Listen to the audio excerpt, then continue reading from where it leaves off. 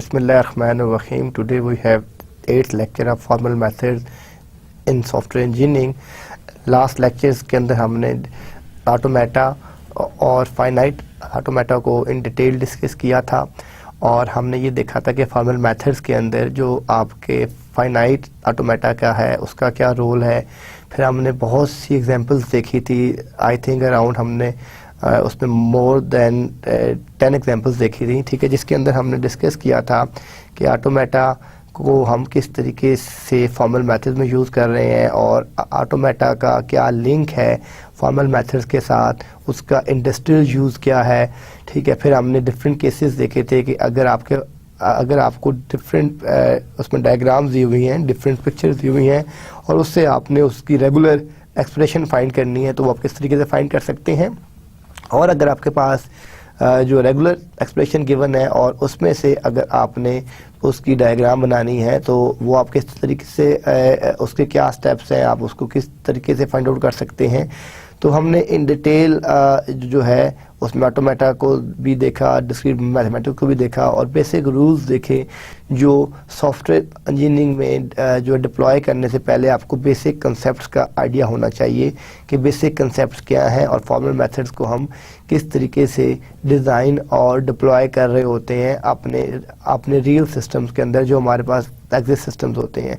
तो आज का जो हमारा लेक्चर है, ठीक है, हमने लास्ट लेक्चर में आपको पहले भी कहा था कि जो लास्ट 2 लेक्चर्स हैं, ठीक है, जो 6 और 7 लेक्चर था वो एक्चुअली प्योरली उसमें automata, data structure, discrete mathematics, तो वो काफ़ी टफ दोनों लेक्चर्स थे और मैंने आपको ये कहा था कि उनको अगर आप लोगों ने ऑटोमेटा का कोर्स पढ़ा हुआ है तो देन इट्स वेरी गुड। अगर नहीं पढ़ा हुआ तो आप उसके चैप्टर जो है रीड करें और उनके एक्सरसाइजेस करें, क्योंकि उन दोनों चैप्टर्स का और उन दोनों लेक्चर्स का जो है जो हमारे फर्दर लेक्चर्स हैं उनके साथ काफ़ी लिंक है।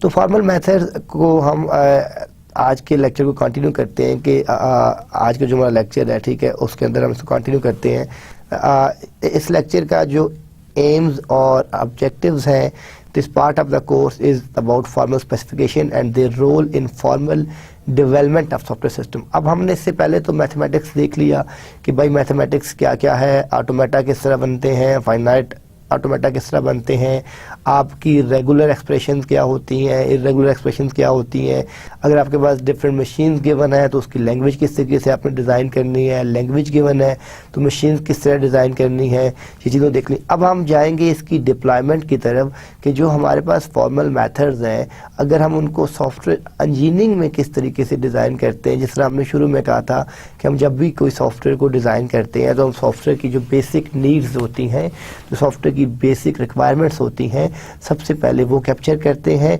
हम उन बेसिक नीड्स और रिक्वायरमेंट्स की कैप्चरिंग के बाद, ठीक है, उसके ऊपर हम उसका डिज़ाइन फोकस करते हैं और डिज़ाइन से पहले भी हम कोई मॉडल चूज़ करते हैं। जिस तरह आपने सॉफ्टवेयर इंजीनियरिंग के काफ़ी मॉडल्स को पढ़ा होगा। सॉफ्टवेयर इंजीनियरिंग कोर्स में वाटरफॉल मॉडल है, इंक्रीमेंटल मॉडल है, बोएम मॉडल है, आपका स्पाइरल मॉडल है।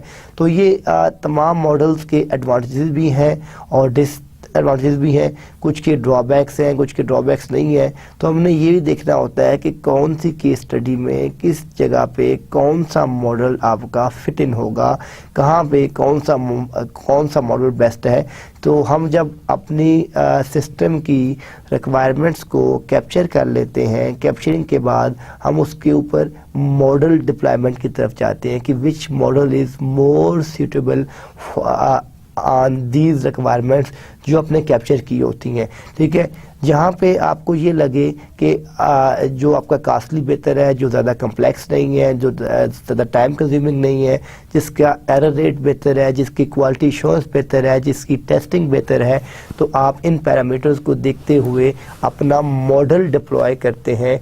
और वो जो मॉडल की डिप्लॉयमेंट होती है वो टोटली बेस कर रही होती है आपकी रिक्वायरमेंट्स के ऊपर। अब आपकी जो रिक्वायरमेंट्स हैं वो तो सॉफ्टवेयर के ऊपर डिपेंड कर रही होती हैं कि सॉफ्टवेयर आपका किस टाइप का है, सॉफ्टवेयर आपका डेटाबेसेस क्या है, सॉफ्टवेयर आपका नेटवर्क्स क्या है, आपका सॉफ्टवेयर जो है वो कम्युनिकेशन का है, वो आपका वेब पोर्टल है, वो आपका वेब डाटाबेसेस है, वो किस टाइप का सॉफ्टवेयर है। तो आपकी जो सॉफ्टवेयर टाइप्स होती है वो उसके ऊपर डिपेंडेंट होता है कि आपका जो सॉफ्टवेयर है वो किस टाइप का है। तो आप उस सॉफ्टवेयर की बेस के ऊपर अपना जितना भी डिज़ाइन होता है, ठीक है, वो आपकी रिक्वायरमेंट्स और उसका इंडस्ट्रियल यूसेज क्या है, तो आप अपना मॉडल चूज़ करने के बाद उसकी डिज़ाइन की तरफ जाते हैं। डिज़ाइन जब आप चूज़ कर लेते हैं तो डिज़ाइन चूज़ करने के बाद जो उसका आर्किटेक्चर है, ठीक है, आप उसका आर्किटेक्चर भी देखेंगे, ठीक है, कि इसके अंदर कौन सा जो आर्किटेक्चर है वो ज़्यादा सूटेबल है, किस आर्किटेक्चर को अगर आप यूज़ करें तो वो ज़्यादा बेहतर तरीके से आपका जो है डिप्लॉय हो सकता है।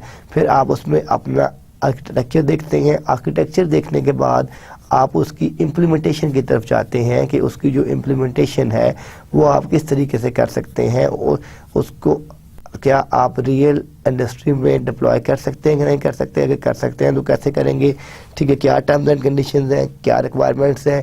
इम्प्लीमेंटेशन के बाद फिर आपको जो स्पेसिफिक रिजल्ट्स आते हैं, फिर आप उन रिजल्ट्स के ऊपर जाते हैं कि ये इसकी, ठीक है, कि ये आपके रिजल्ट्स हैं, और फिर आप उसको टेस्ट करते हैं कि क्या जो हमारी बेसिक रिक्वायरमेंट्स थी क्या वो रिजल्ट के साथ मैच कर रही हैं कि नहीं कर रही। अगर मैच कर रही हैं तो कितना मैच कर रही हैं, उसमें उसका एरर रेट क्या है, ठीक है। तो ये सारी चीज़ें जो है ये अब डिप्लॉयमेंट की तरफ है। तो इससे पहले तो हमने सारे रूल्स तो पढ़ लिए कि फॉर्मल मेथड में ऑटोमेटा किस तरह यूज़ करते हैं, रेगुलर जो आपकी रेगुलर एक्सप्रेशन है वो किस तरह डिज़ाइन करते हैं, ट्रांजिशन सिस्टम क्या होता है, ट्रांजिशंस क्या होती हैं, स्टेट्स क्या होती हैं। अब हम उनको लेके डिप्लॉयमेंट की तरफ जाएंगे, जो आपकी सॉफ्टवेयर इंजीनियरिंग की डिप्लॉयमेंट है कि हम उसको रियल टाइम सॉफ्टवेयर इंजीनियरिंग में किस तरीके से डिप्लॉय कर सकते हैं। तो this part of the course is about formal specification. ये जो लेक्चर है हमारा, आप ये भी कह सकते हैं, this lecture of the course is about formal specification and their role in formal development of software system. जब सॉफ्टवेयर सिस्टम को हम डेवलप करते हैं तो डेवलपमेंट जो है वो आपकी रिक्वायरमेंट गैदरिंग से लेकर रिजल्ट तक होती है। उसके बाद क्वालिटी एश्योरेंस और टेस्टिंग भी अगर आपकी कंपनी को रिक्वायर्ड है तो हम उसकी क्वालिटी एश्योरेंस और टेस्टिंग भी करते हैं। तो ये जो हमारे पास इसके ऑब्जेक्टिव हैं कि हम इसकी बेसिक जो आपकी बेसिक नीड्स और जो है रिक्वायरमेंट वहाँ से लेकर अब इन बिटवीन उसके अंदर कितने आपके स्टेप्स हैं, ठीक है, कौन कौन सा स्टेप किस तरीके से मूव कर रहा है, डेवलपमेंट किस तरीके से हो रही है, डेवलपमेंट हो रही है कि नहीं हो रही, ये सारी जो चीज़ें हैं, ठीक है, आपने हर फेज़ की मॉनिटरिंग किस तरह करनी है, उस मॉड्यूल के आपने एरर किस तरह कंट्रोल करने हैं, ठीक है। ये जितनी चीज़ें हैं ये सारी की सारी हम आज के लेक्चर में देखेंगे। क्या प्रोसीजर्स हैं, क्या स्टेप्स हैं, क्या रूल्स हैं, ये सारी चीज़ें हम देखेंगे आज के लेक्चर में इंशाअल्लाह। इट एम्स टू, ठीक है, it aims to illustrate basic approaches to formal specification, ठीक है। इसमें हमारे पास डिफरेंट अप्रोचेज होती हैं, हम डिस्कस करते हैं। एक तो आपकी स्टेट बेस है और एक आपकी जो क्लास बेस्ड अप्रोच है। हमने स्टेट बेस्ड जो अप्रोच है हमने कल जो अपना लास्ट लेक्चर देखा था, लेक्चर नंबर 7, हमने अपनी ऑटोमेटा में डिफरेंट स्टेट्स देखी थी, ठीक है, कि एक स्टेट से वो दूसरी स्टेट में किस तरह मूव करता है, तीसरी स्टेट में किस तरह मूव करता है, ठीक है, फोर्थ स्टेट में किस तरह मूव करता है।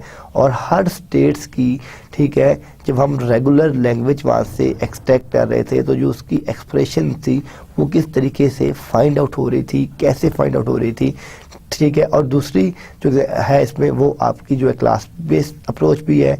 तो हम यहाँ पे स्टेट बेस्ड भी यूज़ कर सकते हैं और क्लास बेस्ड भी, ये दोनों अप्रोचेस हम यूज़ कर सकते हैं अपने फॉर्मल मेथड्स के अंदर।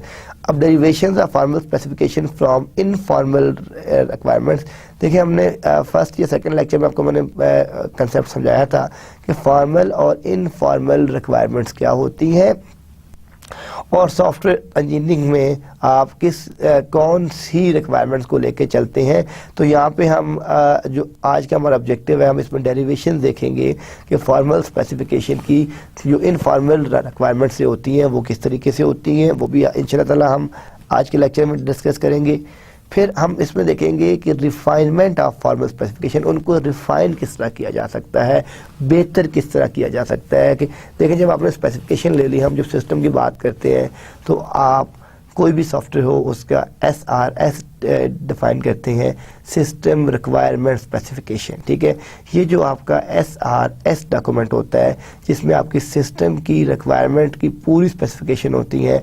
आप जब वो डिज़ाइन करते हैं तो वो आपको, यानी अब माइट भी एक आदमी ने SRS डिज़ाइन किया है, उसका एक्सपीरियंस 10 इयर्स है, दूसरे का 5 इयर्स है, तीसरे का 20 इयर्स है, तो डेफिनेटली उसमें रिफाइनमेंट हो सकती है। 5 इयर्स वाला का जो है वो जो 10 इयर्स पे जिसने काम किया है वो उसको बेहतर रिफाइन कर सकता है, 15 इयर्स वाला और बेहतर कर सकता है, 20 इयर्स वाला और बेहतर कर सकता है।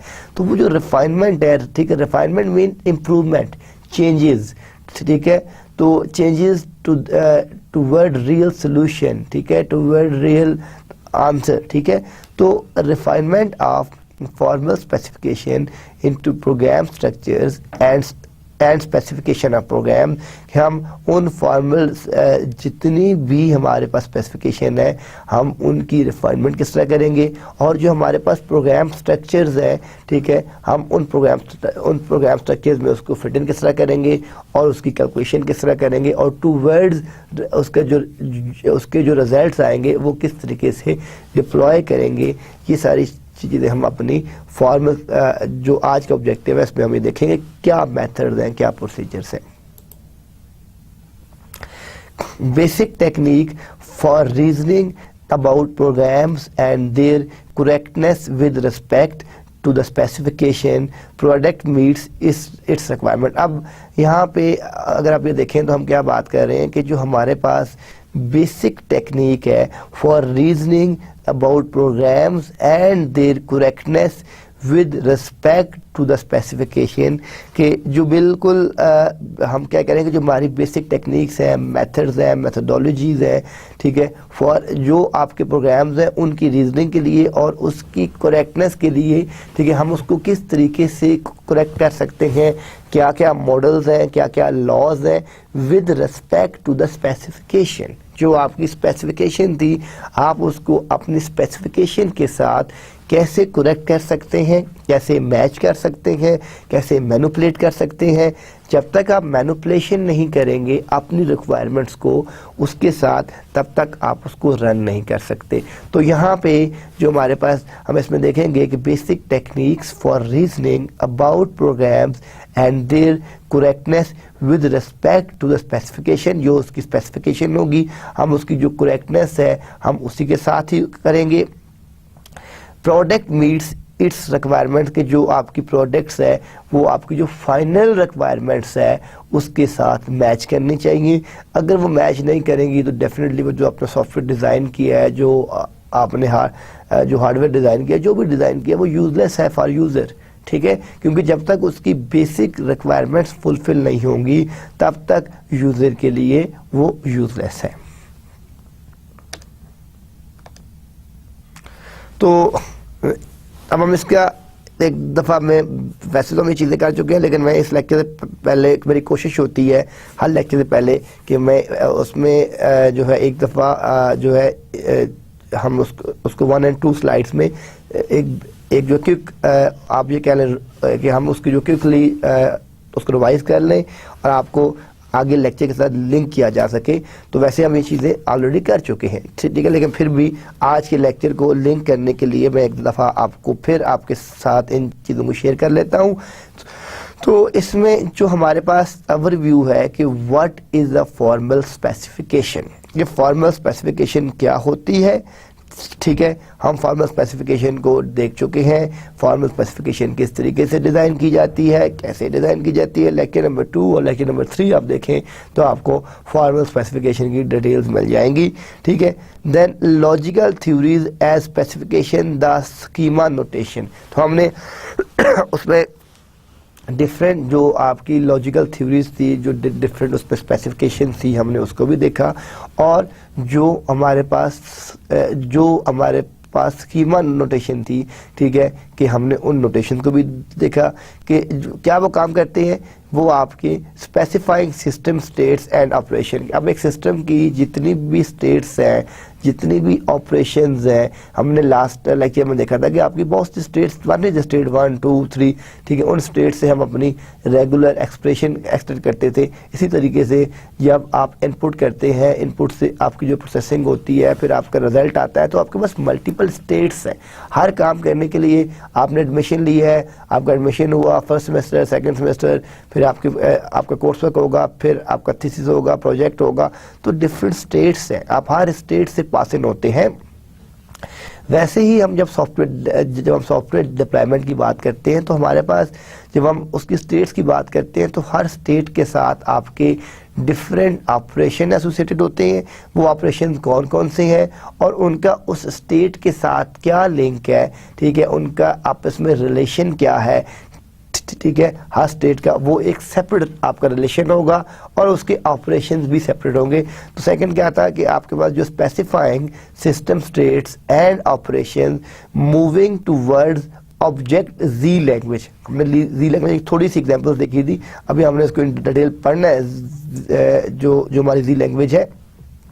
तो हमने कहा था कि फॉर्मल स्पेसिफिकेशन जो आपकी जब हम इसकी राइटिंग करते हैं, जब हम इसकी केस स्टडीज बनाते हैं, जब इसको डिज़ाइन करते हैं, तो हम अपनी जी लैंग्वेज यूज़ करते हैं।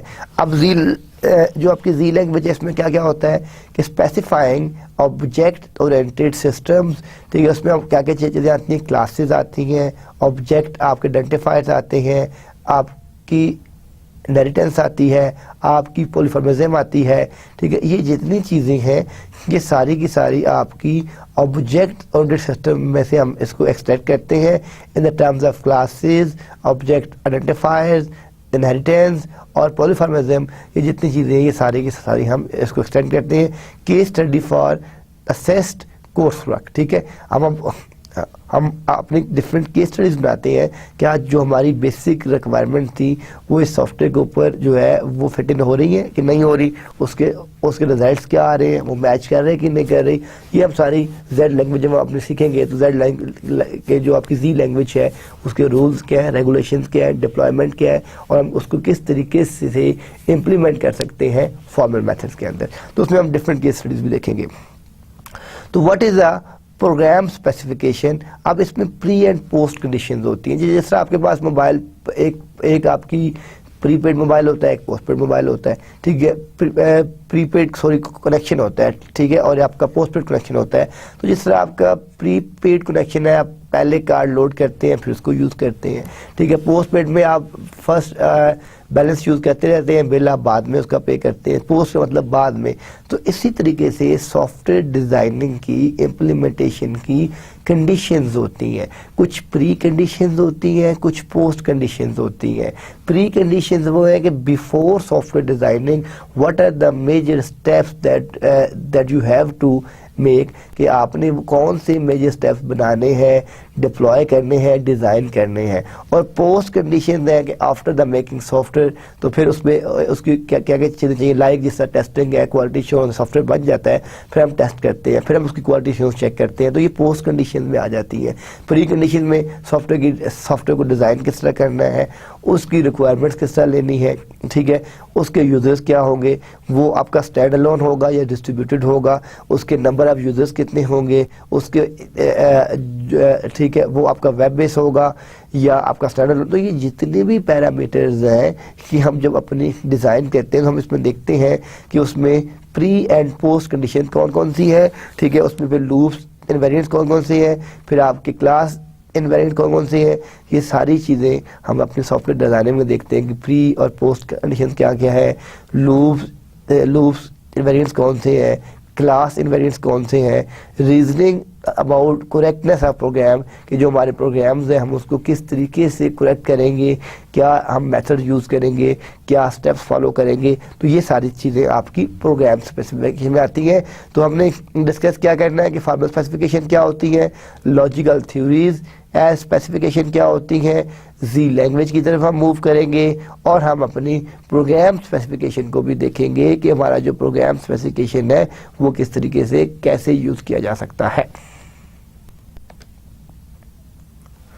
तो ये आप जितनी चीज़ें हैं ये आपकी रिफाइनमेंट में आ रही हैं कि फॉर्मल स्पेसिफिकेशन को आप किस तरह बेहतर करेंगे, थ्योरी को किस तरह बेहतर करेंगे, सी लैंग्वेज को किस तरह बेहतर करेंगे, और अपनी प्रोग्राम स्पेसिफिकेशन को किस तरीके से बेहतर करेंगे। ये सारी चीज़ें आपकी टूवर्ड्स आपकी रिफाइनमेंट में आ रही हैं।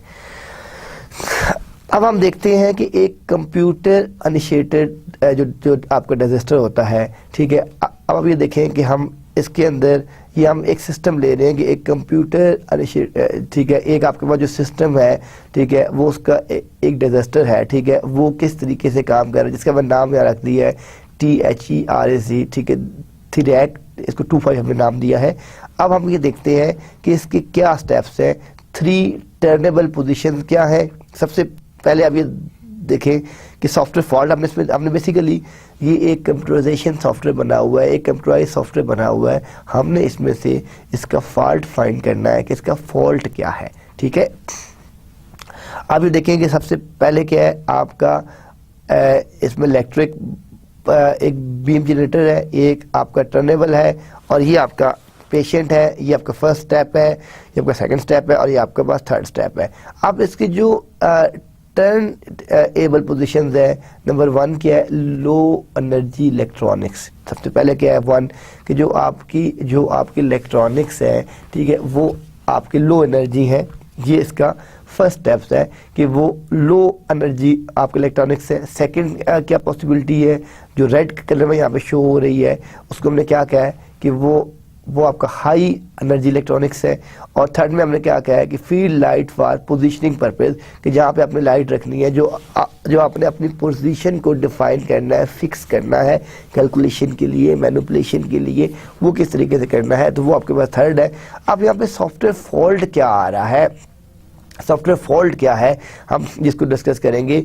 टर्नेबल in wrong position, unsafe, high radiation dose, ठीक है। अब ये हमारे पास फॉल्ट है। अब हमने जब एक सिस्टम पूरा बना लिया, सिस्टम को डिज़ाइन कर लिया, तो at the end of system में जो अब आप देखेंगे यहाँ पे जो आपकी थेरेपी मशीन हो रही हैं कि radiation therapy machine massively overdose 6 patient, ठीक है। अब ये आप देखें कि जो आपके पास जो आपकी रेडिएशन थेरेपी मशीन है, वो ओवरडोज किया उसने 6 पेशेंट्स को।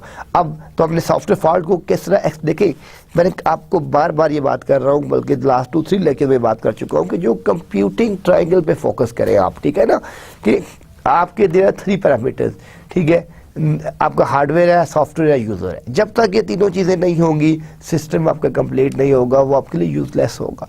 तो यहाँ पे भी हमने जब अपने उन पोजीशन को फाइंड किया, तो सॉफ्टवेयर फॉल्ट क्या है कि टर्न एबल आपकी जितनी भी आपकी रॉन्ग पोजीशन थी, वहाँ से आपने सॉफ्टवेयर का फॉल्ट कैसे फाइंड करना है, ताकि अनसेफ हाई रेडिएशन डोज के उन तमाम को सेव करने के लिए जो आपका जो फॉल्ट आया है, वो उसके सर्टेन स्टेप्स होंगे। अब उसकी आपने उनको फोकस किस तरह करना है, उसको फॉल्ट टॉलरेंस किस तरह करनी है, मेथड्स क्या है, प्रोसीजर्स क्या है।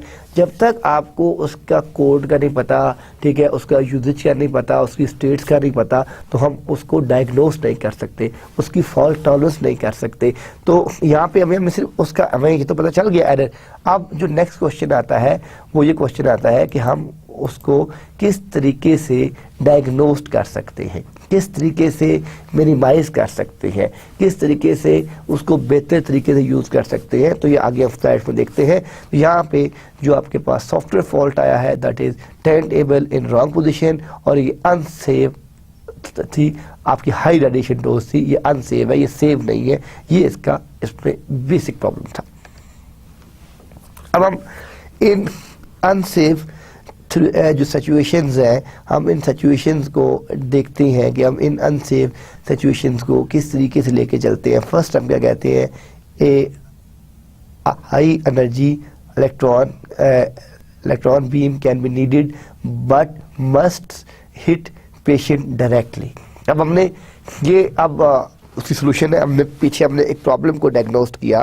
प्रॉब्लम डायग्नोस्ट हमने क्या किया है कि वो पेशेंट्स को जितने भी आपके पेशेंट्स आ रहे हैं, उन तमाम को हाई डोज जो है वो कर रहा है। तो अब हमने उसका जो फॉल्ट डायग्नोस्ट किया है कि ठीक है कि उसको हम किस तरीके से मिनिमाइज कर सकते हैं, जो आपका एरर रेट है वो किस तरीके से मिनिमाइज हो, ताकि सिस्टम की जो इम्प्लीमेंटेशन है वो बेहतर हो, और उसका जो फाइनल रिजल्ट है वो बेहतर हो। तो अब हमने यहाँ पे फाइंड क्या किया है कि a high energy electronic beam can be needed but mustn't hit patient directly.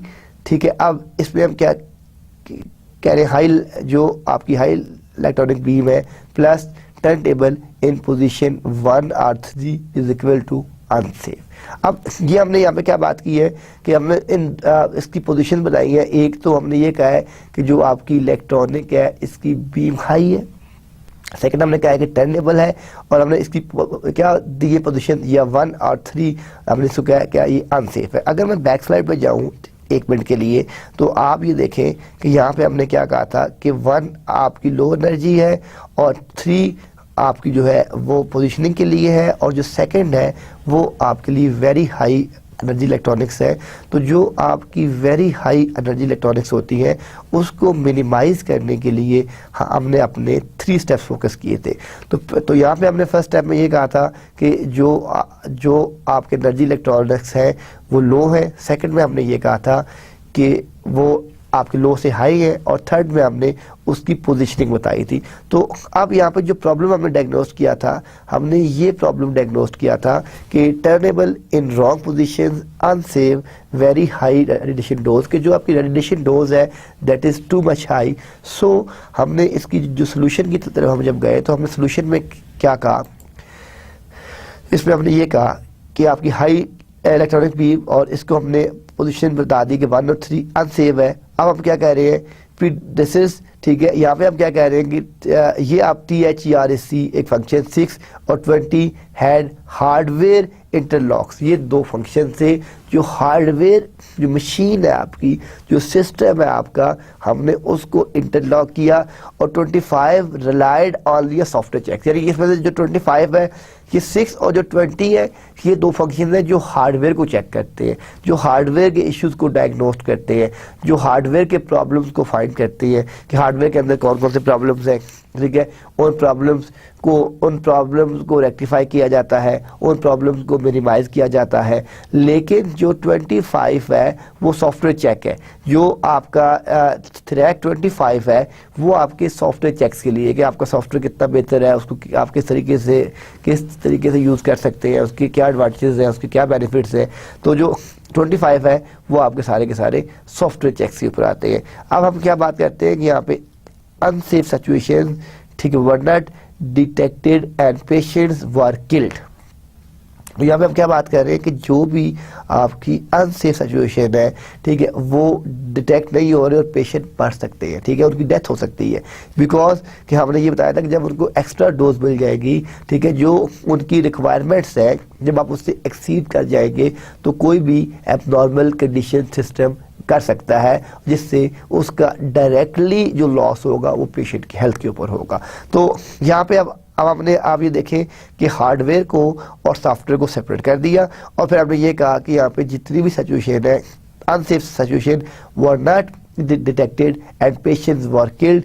Main cause क्या है, अब हम ठीक है, इस सारे इशू की जो अनसेफ सिचुएशन है, इस सारे इशू की मेन कॉज क्या है, कॉज ये है कि unsafe architecture and lack of specification software bugs, कि जो आपका आर्किटेक्चर है वो बिल्कुल सेफ नहीं है। ठीक है, वो आपने प्रॉपर जब आपने सॉफ्टवेयर डिज़ाइन किया उस मशीन के लिए तो प्रॉपर आपने रूल्स एंड रेगुलेशन को फॉलो नहीं किया, आपने प्रॉपर आर्किटेक्चर चूज़ नहीं किया, और जो स्पेसिफिकेशन बनाई आपने सॉफ्टवेयर की वो भी ठीक नहीं बनाई, जिस वजह से आपके डिफरेंट टाइप के जो सॉफ्टवेयर बग्स हैं वो बग्स जनरेट हो रहे हैं उस सिस्टम में, और सिस्टम आपका प्रॉपरली मैनिपुलेट नहीं हो रहा, प्रॉपरली रन नहीं हो रहा। तो ये अनसेफ सिचुएशन है। अब जो हमारी लास्ट स्लाइड थी उसके साथ ये लिंक्ड है आपका, ठीक है, कि वहाँ हमने प्रॉब्लम बताया। अब हमने प्रॉब्लम बताया कि एक जो आपके पास THERAC 6 है और 20 है, ये 2 आपके हार्डवेयर इंटरलॉक से, और 25 आपका सॉफ्टवेयर चेक करता है। और हमने जो है इस सारे को चेक करने के बाद जो अपनी कंक्लूजन फाइंड की है, वो कंक्लूजन ये फाइंड की है कि ये अनसेफ आर्किटेक्चर है एंड लैक ऑफ स्पेक्स है, और ये आपके सॉफ्टवेयर बग्स जनरेट कर रहा है, सॉफ्टवेयर बग्स आ रहे हैं जिस वजह से सिस्टम आपका जो है प्रॉपरली जो है वो ये प्रॉपरली काम नहीं कर रहा, और हाई डोज पेशेंट्स को डिलीवर कर रहा है। ठीक है जी, तो ये हमारे पास एक अनसेफ सिचुएशन की एग्जांपल थी। अब यहाँ पे हमने जो लेसन लर्न किया है वो क्या, यानी इन 2 स्लाइड से अगर हम अपनी कंक्लूजन की बात करें कि जो हमने अपनी कंक्लूजन फाइंड की है, formal specification and rigorous analysis of existing software with respect to the new system architecture would have highlighted the problem a disaster would have been avoided.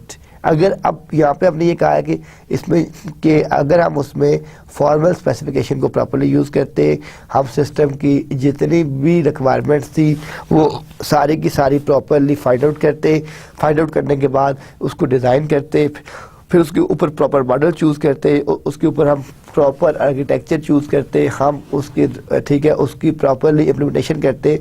और सबसे जो मेजर फॉल्ट है वो है टेस्टिंग में। तो हमने कल भी ये बात की थी कि जो हमारे पास टेस्टिंग होती है वो there are 2 types of testing, white box testing and black box testing that we are used in the software engineering. तो अब नॉर्मली जो मोस्टली सॉफ्टवेयर बनाए जाते हैं वो सॉफ्टवेयर तो बन जाते हैं, लेकिन क्वालिटी एश्योरेंस और टेस्टिंग डिपार्टमेंट जो होता है, ये पूरा कोर्स भी होता है सॉफ्टवेयर टेस्टिंग, बाज़ जगह सॉफ्टवेयर टेस्टिंग होता है, बाज़ जगह सॉफ्टवेयर क्वालिटी एश्योरेंस होता है, बाज़ दफ़ा software testing and quality assurance, ये एक कंबाइंड कोर्स होता है।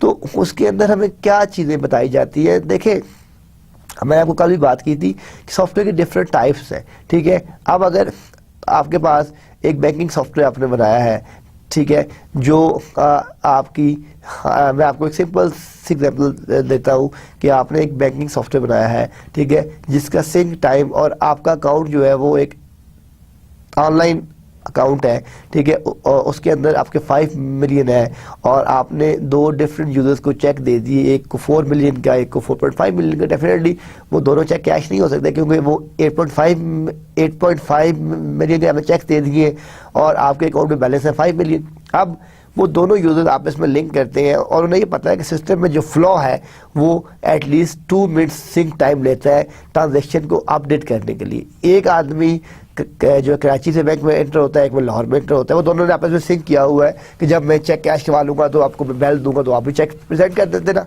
अब जो फर्स्ट यूज़र है वो अपना 4.5 मिलियन का चेक प्रेजेंट करता है, कैशियर देखता है आपके अकाउंट में 5 मिलियन पड़ा हुआ है, उसने ठीक है वो चेक कैश कर देता है, ठीक है। और अब अब सिस्टम का बग क्या आ रहा है, अगर वह 2 मिनट्स है तो और साथ ही वो बैल देता है, दूसरा यूज़र भी दूसरी ब्रांच लाहौर से करता है, वो 4 मिलियन का चेक है। अब हालांकि उसका बैलेंस 0.5 मिलियन रह गया है, वो देखते हैं स्टिल 5 मिलियन आ रहा है, वो भी कैश कर देता है। अब बैंक से 8.5 मिलियन विड्रॉ हो गया, ठीक है, और बैलेंस स्टिल वहाँ पे आ रहा है, तो ये क्या है, ये अब आपके नज़दीक 2 मिनट्स क्या है, ये 2 मिनट से क्या होता है, कुछ भी नहीं होता, 1 मिनट से क्या होता है। लेकिन देखें इन 2 मिनट्स के अंदर सिंक टाइम आपका जो सिर्फ 2 मिनट से एक्सीड हुआ और आपके अकाउंट से मिलियंस रुपीज़ जो है विड्रॉ हो गए, that is a illegal transaction because you have only 5 million और आपका जो विड्रॉल हुआ है वो 8.5 मिलियन का हुआ है। तो ये एक सॉफ्टवेयर बग है, ठीक है। अब वहाँ पे हम जब सिस्टम को डिज़ाइन कर रहे होते हैं और ख़ास तौर पे जो हमारे कंप्यूटिंग के स्टूडेंट्स हैं, हम लोग टाइम पे फोकस नहीं करते, हम कहते हैं कि टाइम 1 मिनट 2 मिनट से क्या होता है। लेकिन देखें यहाँ पे जस्ट 2 मिनट से आप देखें, इसी तरीके से एक मेडिकल सिस्टम है,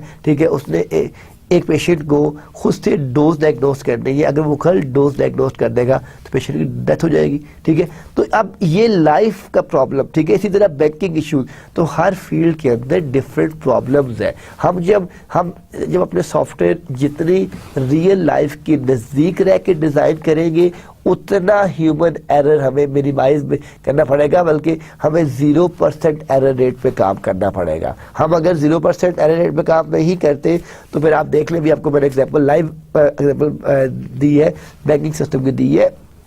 तो ये जितने भी प्रॉब्लम्स हैं, ये प्रॉब्लम्स आपके सिस्टम में आ सकते हैं। इसलिए हम क्या कहते हैं कि जो अच्छी बड़ी कंपनीज होती है वो एक क्वालिटी एश्योरेंस का सेल और एक सॉफ्टवेयर टेस्टिंग का सेल बनाती है। जब आपका सॉफ्टवेयर पूरे का पूरा बन जाता है, डिज़ाइन हो जाता है, ठीक है, वो मार्केट में आ जाता है, तो वो उसके ऊपर क्या करते हैं कि वो सबसे पहले उसकी डिज़ाइन, उसकी एक टेस्टिंग होती है, उसके हर मॉड्यूल को, एक आपकी मॉड्यूल टेस्टिंग होती है, एक होल टेस्टिंग होती है मॉड्यूल में, ठीक है, जिसको हम यूनिट टेस्टिंग भी कहते हैं कि 1 यूनिट फिर 2nd यूनिट फिर 3rd, ठीक है, वो आपकी टेस्टिंग यूनिट बाय यूनिट होती है। और मॉड्यूल टेस्टिंग में आप मॉड्यूल बेस पे उसको कर रहे होते हैं। तो ये सारी चीज़ें ये जितनी भी चीज़ें हैं हम जब इसको यूज़ कर रहे होते हैं ये इसलिए करते हैं कि आपकी जो सॉफ्टवेयर की एरर रेट है वो मिनिमाइज हो जाए। तो यहाँ पे जो प्रॉब्लम था आपको समझ आ गई बात कि आप formal specification and rigorous analysis of existing software with respect to the new system architecture would have highlighted the problems। ठीक है, वो problems को highlight कर रहा है और a disaster would have been avoided। तो इसलिए मैंने आपको ये लाइव एग्जाम्पल दी है ताकि आपको ये चीज़ समझ आ जाए कि एक्जैक्टली सॉफ्टवेयर के अंदर इश्यूज किस तरह के आ सकते हैं और फॉर्मल मेथड उसको किस तरीके से मिनिमाइज कर सकते हैं। अब हम नेक्स्ट देखते हैं कि what is a specification. Now अब इससे पहले तो हमको पता है कि आप लोगों ने एसएलएस बनाई होंगी, आपने जो है सिस्टम रिक्वायरमेंट स्पेसिफिकेशन आप लोगों ने इससे पहले पढ़ी भी होगी, बनाई भी होगी। अब हम बात कर रहे हैं फॉर्मल स्पेसिफिकेशन कि what is a formal specification. तो यहाँ पे हम देखते हैं कुछ क्वेश्चंस हैं हमारे पास, इसके आंसर देखते हैं कि description of a computer system which, ठीक है।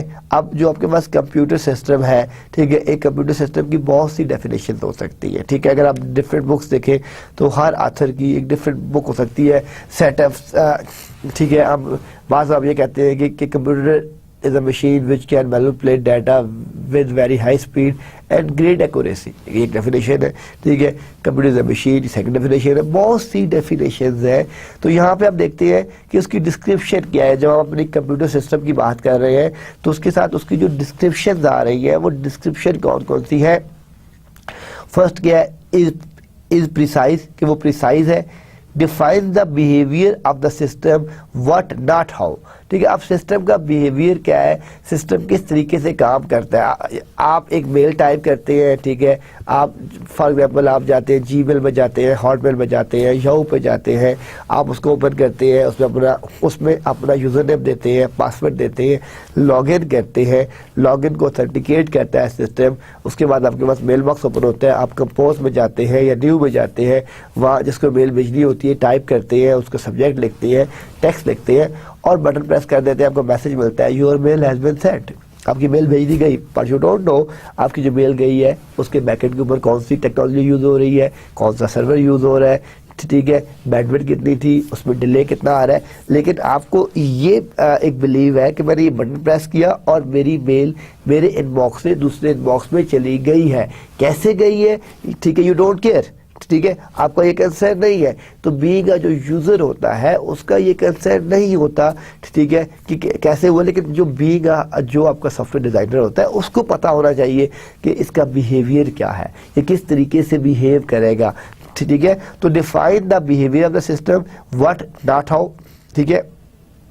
Then requires an understanding of the problem why, कि जो आपका प्रॉब्लम है उसको अंडरस्टैंड कर रहा है कि नहीं कर रहा है, अगर कर रहा है तो किस तरीके से कर रहा है, उसकी अंडरस्टैंडिंग किस तरीके से आपने डेवलप करनी है। ये आपके पास जो है सेकंड इशू है। और थर्ड क्या है कि has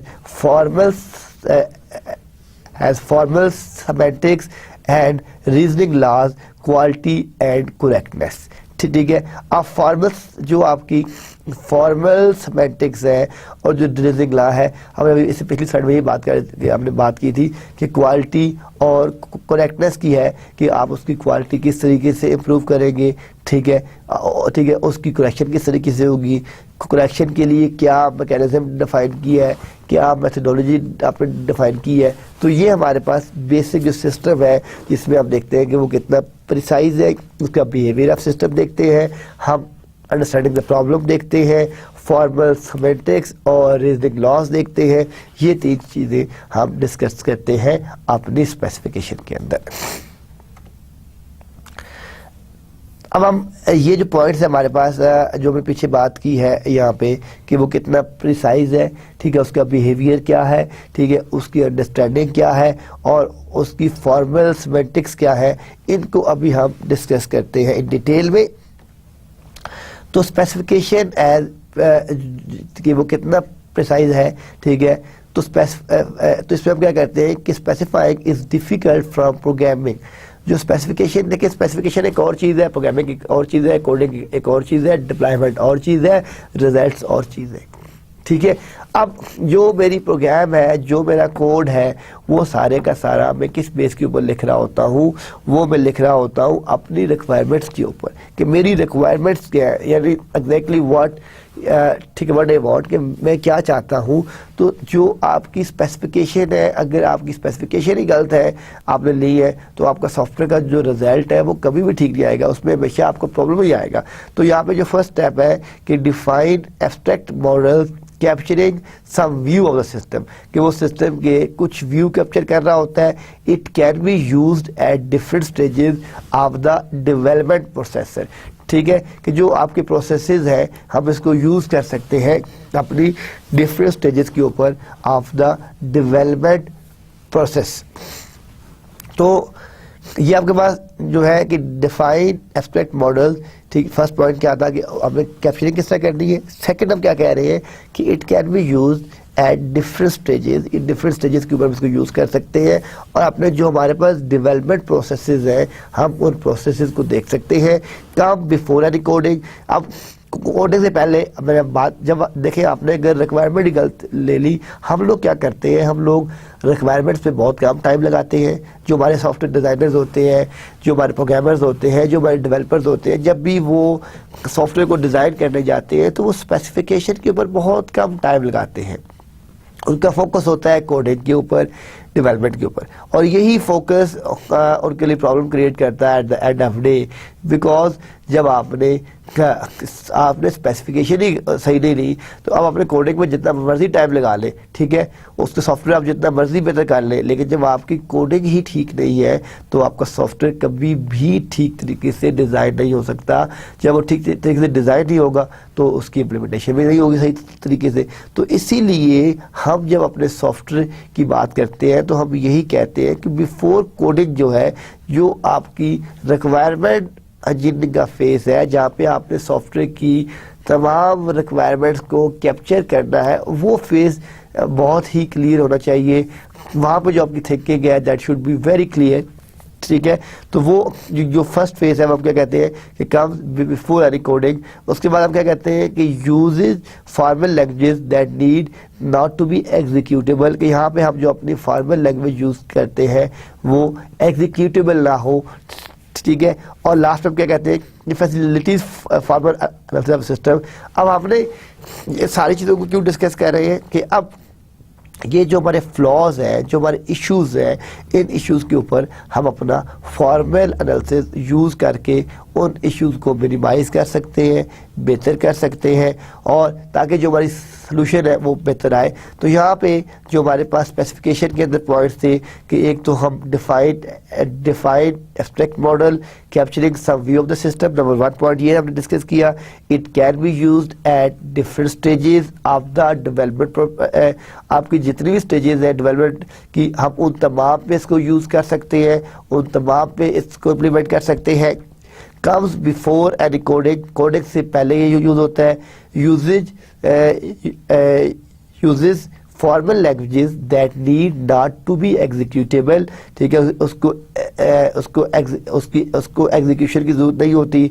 facilitates formal analysis of the system, वो आपके सिस्टम को फैसिलिटेट करता है आपके सिस्टम की एनालिसिस करने के लिए, उसको काम करने के लिए। तो ये हमारे पास कुछ, ठीक है, हम जब अपने सिस्टम की स्पेसिफिकेशन लेते हैं तो किस तरीके से लेते हैं।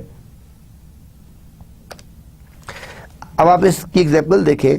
अब इसकी जो एक एग्जांपल है फॉर्मल स्पेसिफिकेशन इन BNF लैंग्वेज।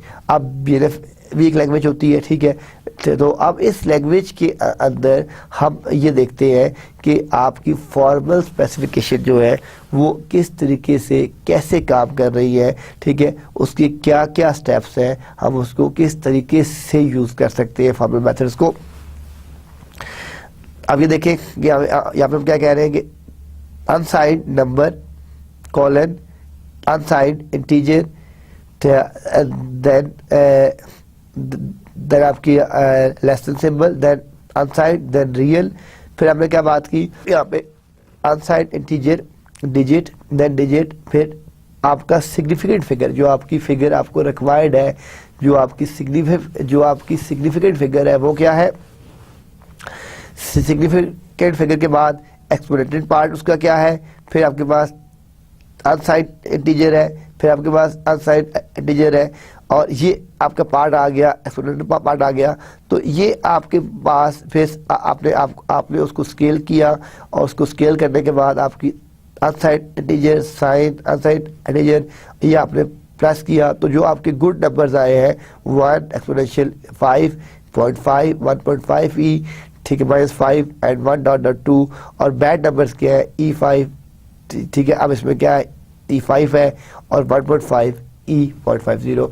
तो हम इस तरीके से अपनी फॉर्मल स्पेसिफिकेशन को यूज़ कर सकते हैं। बहुत सी लैंग्वेज है, ये हमने छोटी सी मैंने यहाँ पे एक सिंपल एग्जांपल ली है कि हम VNF को किस तरीके से कैसे जो यूज़ कर सकते हैं। अब व्हाट नॉट हाउ, ठीक है, कि a role for specification to make precise what the system is to achieve when used, ठीक है। अब ये जो डेफिनेशन है, ये इस पर आप ज़रा फोकस करें। हम क्या कह रहे हैं कि a role for specification to make precise, हमने उसको प्रिसाइज करना है what the system is to achieve when use, कि जब आपने सिस्टम को जो यूज़ करना है तो आपने क्या चीज़ उससे अचीव करनी है।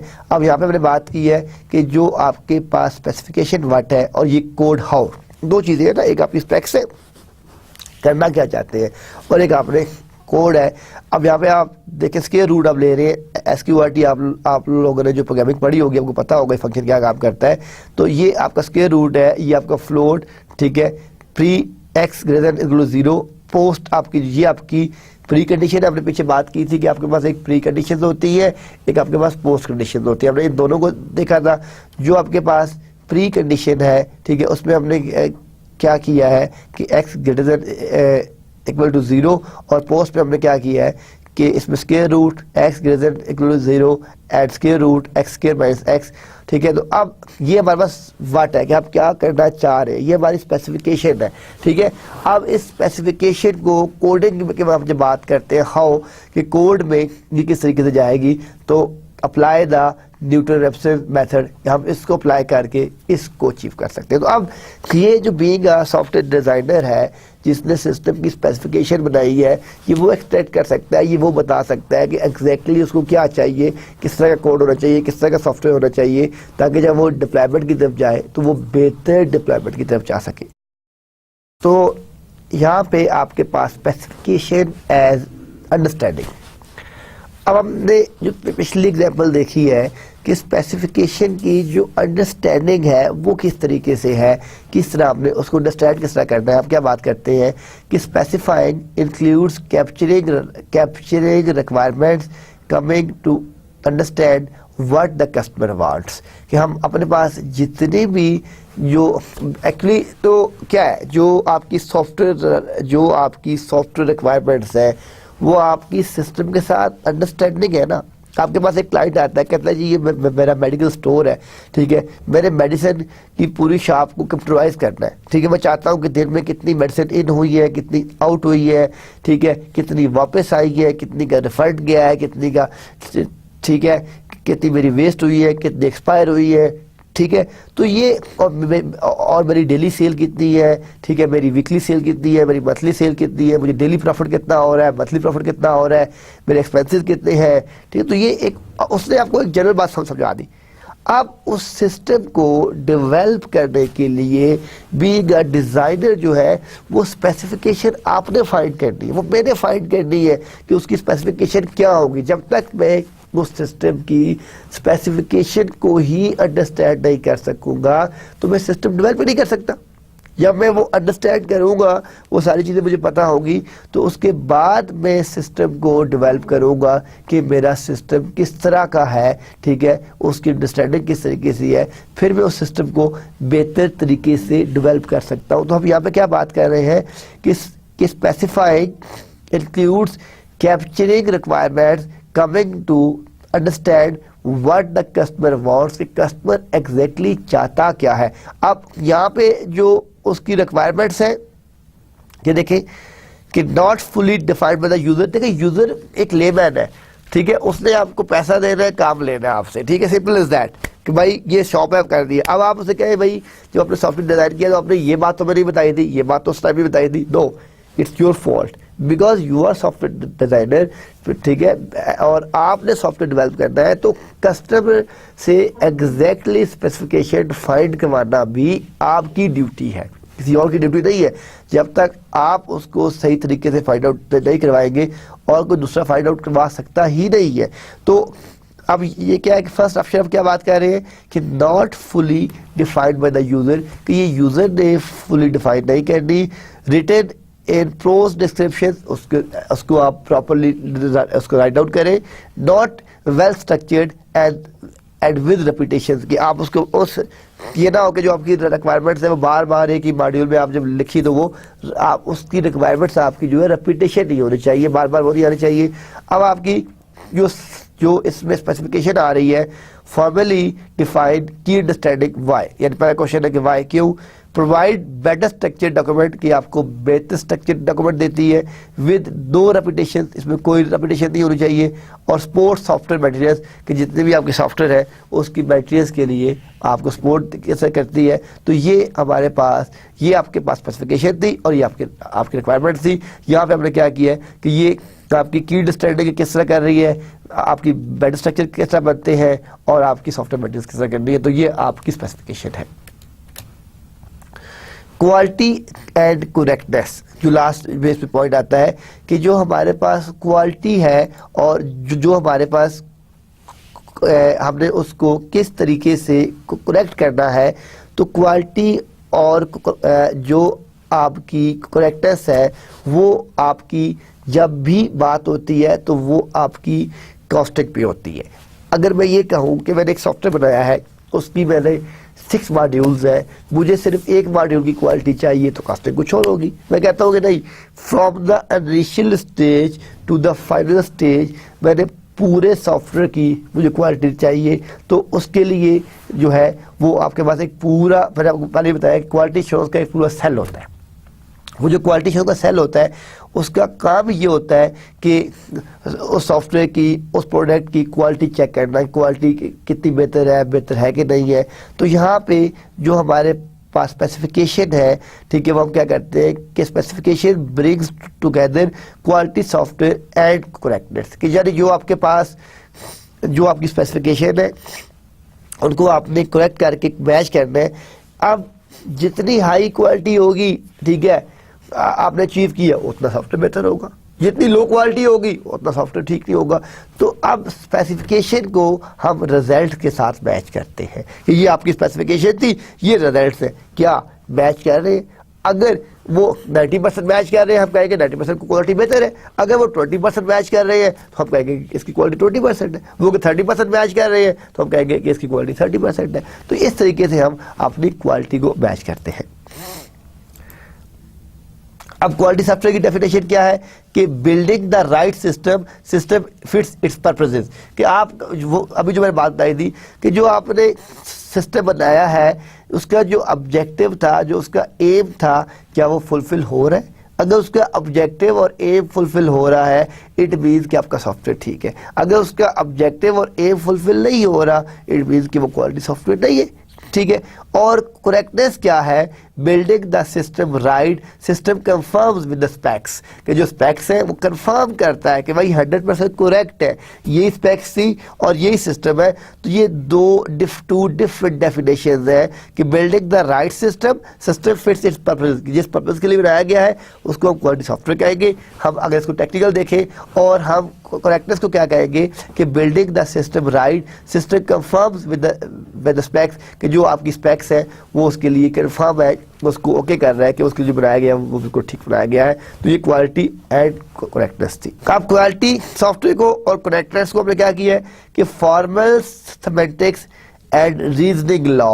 अब देखिए यहाँ पे आपने अपने स्पेक्स ले ली, हमने सॉफ्टवेयर डिज़ाइन कर लिया, सॉफ्टवेयर की इम्प्लीमेंटेशन कर ली, ठीक है। अब हम जब यहाँ पे लिंकेज कर रहे हैं तो हम क्या कह रहे हैं कि जो आपके पास क्वालिटी सॉफ्टवेयर है और जो आपके पास करेक्टनेस है इनको आप कंबाइन करते हैं तो formal semantics and reasoning laws, ठीक है। अब जो यहाँ पे आपके पास फॉर्मल मेथड हमने यूज़ किए, फॉर्मल मेथड्स को यूज़ करके जो उसके सिमेंटिक्स है, जो उसके लॉज है, उन तमाम को यहाँ पे हमने अप्लाई करना है और उन तमाम को अप्लाई करके ठीक है, हमने एक सिस्टम डेवलप करना है। तो आप ये देखें कि ये यानी हम इसको क्या कह रहे हैं, क्वालिटी सिस्टम हम क्या कह रहे हैं, फॉर्मल, हम क्या कह रहे हैं, फॉर्मल सिमेंटिक्स, और इसको क्या कह रहे हैं करेक्टनेस को, एंड क्लास के उसकी क्या रीजंस है। तो इस तरीके से हम अपनी क्वालिटी और करेक्टनेस को बेहतर कर सकते हैं using formal methods. When are specification useful,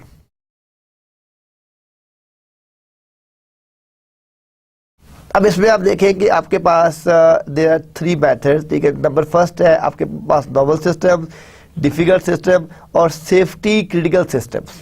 जब हम इनको स्टडी करते हैं कि डेफिनेशन देखते हैं कि जहाँ पे आपकी स्पेसिफिकेशन यूजफुल होनी चाहिए, व्हेन आर स्पेसिफिकेशन यूजफुल।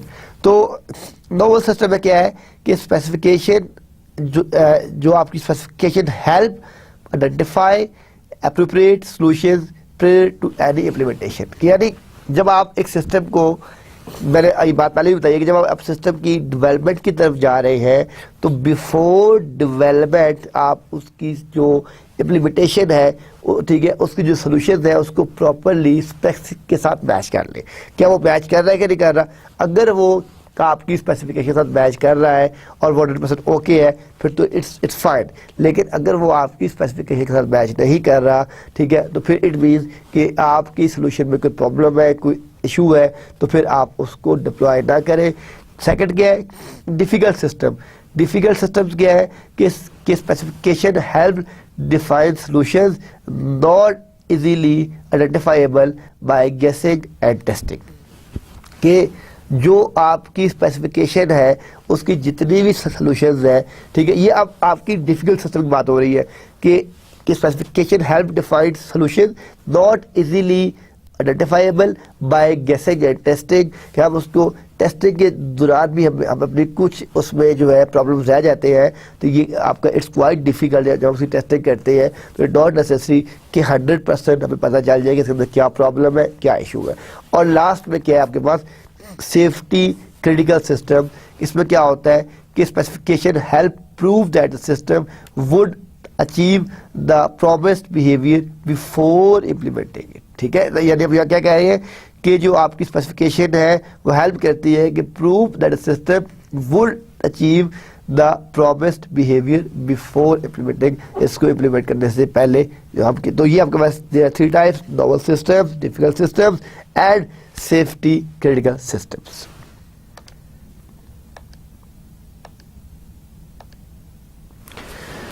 सो अब आपके पास आता है कि how can we use specification. ये सारा पढ़ने के बाद जो इसका एंड है वो तो यही है कि ये सारी चीज़ें पढ़ा दी, लेकिन अब इसको हम यूज़ किस तरह करें, फॉर्मल मेथड में इसको कैसे यूज़ करें, ठीक है, तो वो अभी आप देखते हैं कि हाउ कैन वी यूज़, ठीक है, हमें इसकी स्पेसिफिकेशन कैसे यूज़ करनी चाहिए। Number 1 modelling, second design and third verification. ये 3 स्टेप्स हैं आपके पास, ठीक है, मॉडलिंग, डिज़ाइन और वेरिफिकेशन। ठीक है, अब हम मॉडलिंग की अगर बात करें, as mathematical models to describe and predict the intended behaviour of the system. ठीक है, कि आपके पास जो मॉडल्स है, बहुत से मैथमेटिकल मॉडल्स हैं, it helps focusing on some aspect of the system. वो सिस्टम के ऊपर फोकस कर रहा है, leaving out the inessential details. ठीक है जी, अब जो आपका मॉडल है वो, ठीक है, हम उसमें अपना कोई भी मैथमेटिकल मॉडल चूज कर सकते हैं जो क्या चीज़ कर रहा है, डिस्क्राइब कर रहा है, प्रिडिक्ट कर रहा है, इंटेंडेड बिहेवियर को कर रहा है। ठीक है, कि वो किस तरह काम कर रहा है, फोकस किस तरह कर रहा है, उसकी वर्किंग किस तरह है। फिर जो हमारे पास सेकंड आता है, दैट इज डिज़ाइन। डिज़ाइन में क्या करते हैं, to support constructive approaches to design. Example देखें, आपका टॉप डाउन डिज़ाइन है, बॉटम अप है। बॉटम अप और specification would provide a description of what each building block does. हर ब्लॉक क्या करेगा, and enable us to calculate, हम उसे किस तरह कैलकुलेट करेंगे। ठीक है, कैलकुलेट, और उसमें क्या करेंगे कि calculate how the whole system will behave once the blocks are combined. हमने उसके मॉड्यूल वाइज उसको डिज़ाइन किया कि ये एक मॉड्यूल है, ये दूसरा मॉड्यूल है, ये तीसरा मॉड्यूल है। जब उसके बहुत से डिज़ाइन बन गए हैं, बहुत से मॉड्यूल्स बन गए हैं, तो हर मॉड्यूल को आपस में इंटीग्रेट किस तरह करेंगे और उसकी एक तो पूरी सिस्टम की टेस्टिंग होगी और एक उसकी मॉड्यूल वाइज टेस्टिंग होगी कि हम उसकी मॉड्यूल वाइज टेस्टिंग किस तरह करते हैं। तो डिज़ाइन के अंदर हम अपना एक कंप्लीट कंस्ट्रक्टिव अप्रोच देते हैं कि हर ब्लॉक को, हर मॉड्यूल को टेस्ट किया जाए और फिर उसको, ये आपका सेकंड स्टेप है। और थर्ड क्या है, to show the final system does what we intend, ठीक है, कि जो हमने चेंजेस की है, construct formal proofs based on specification and program test. यानी आप यहाँ पे आप देखें कि जो हमारे पास जितने भी फॉर्मल प्रूफ्स हैं वो तमाम को हमने कंस्ट्रक्ट करना है based on specification and program test की, जितने भी आपका जो प्रोग्राम है उसकी जितनी भी टेस्टिंग है उसके ऊपर होगी, to show that the system satisfy its specification requirement. अब वेरीफाई क्या है कि जो आपकी बेसिक, जब आपने स्पेसिफिकेशन ली थी उसके बाद मॉडल चूज किया, उसको डिज़ाइन किया और डिज़ाइन के बाद आप उसको वेरीफाई कर रहे हैं कि क्या जो हमारी इनिशियल रिक्वायरमेंट्स थी वो मैच कर रही है कि नहीं कर रही है तो कितने % कर रही है। तो ये 3 आपके स्टेप्स हैं कि हम स्पेसिफिकेशन को किस तरह यूज़ करते हैं, मॉडल बनाते हैं, डिज़ाइन करते हैं और वेरीफाई करते हैं उसको इनिशियल स्पेसिफिकेशन के साथ कि क्या वो मैच कर रही है कि नहीं कर रही है तो कितनी कर रही है और कितने % नहीं कर रही। और अब हम इसमें यूज़ करते हैं फॉर्मल लैंग्वेज, ठीक है। फॉर्मल लैंग्वेज का क्या काम है कि सारे सिस्टम के ऊपर जब हमने पढ़ा तो अब हम बात करते हैं कि फॉर्मल लैंग्वेज क्या करती है कि Z is one of the language commonly used for writing state base, ठीक है। इसमें राइटिंग, ये जो आपकी Z लैंग्वेज है, अभी तो आपको सिर्फ इसका बता रहा हूँ कि यूज़ कैसे करते हैं। हम इसको फ्यूचर में पूरा एक लेक्चर हमारा कि Z लैंग्वेज के पैरामीटर्स क्या है, उसको किस तरह यूज़ किया जाता है। तो Z is one of the languages commonly used for writing state based specification. It contains a lot of special purpose notation. Object Z is an extension of Z which facilitates the definition of class based formal specification. ये उसके लिए base करती है। अब आप इसमें क्या क्या कर सकते हैं, we will borrow some good notations ideas from Z and apply to classical logic, learn in more detail some main features of, ये आप क्या क्या Z लैंग्वेज को यूज कर सकते हैं। Use conventional logic to define program specification, और इसके रिजल्ट्स क्या क्या आ सकते हैं। Write state based specification that look like Z specification, write class based object Z specification, map object Z specification into Java program specification, use basic techniques for reasoning about correctness of Java program। तो हम इनके लिए use कर सकते हैं और हमें ये रिजल्ट्स मिल सकते हैं अपनी फॉर्मल लैंग्वेज को यूज़ करते हुए, ठीक है। और ये अब आप देखें कि ये कुछ इसकी डायग्राम्स है कि what the user ask for, ठीक है, how the analyst perceived it, कि यूज़र ने क्या पूछा, एनालिस्ट ने, अब यहाँ यूज़र ने ये कुछ कहा, यहाँ इसने परसीव कुछ ये किया। How the system was design, system कुछ इस तरह का डिज़ाइन हो गया। एज द प्रोग्रामिंग रोड, जब उसका प्रोग्रामर आया तो उसने कुछ इस तरह लिख दिया। व्हाट द यूज़र, जो यूज़र चाहता था वो ये चाहता था। हाउ इट एक्चुअली वर्क, ये काम कर सकता है। तो ये हम इंशाअल्लाह ताला यहाँ से जो है ये जो फॉर्मल लैंग्वेजेस है कि Z जो लैंग्वेज है किस तरह काम करती है, उसकी किस तरह वर्किंग है, ये इंशाअल्लाह ताला आप यहीं से दोबारा स्टार्ट करेंगे अपने नेक्स्ट लेक्चर में और इन डिटेल इसको डिस्कस करेंगे कि फॉर्मल लैंग्वेजेस की क्या इम्प्लीमेंटेशन है और हम उसको किस तरीके से जो है यूज़ कर सकते हैं। तो इंशाअल्लाह ताला तब तक के लिए अल्लाह हाफिज़, और हम इसको इन डिटेल देखेंगे अपने नेक्स्ट लेक्चर में कि क्या क्या चीज़ें किस तरीके से डिज़ाइन होती है और कैसे डिप्लॉय होती है। तब तक के लिए अल्लाह हाफ़िज़।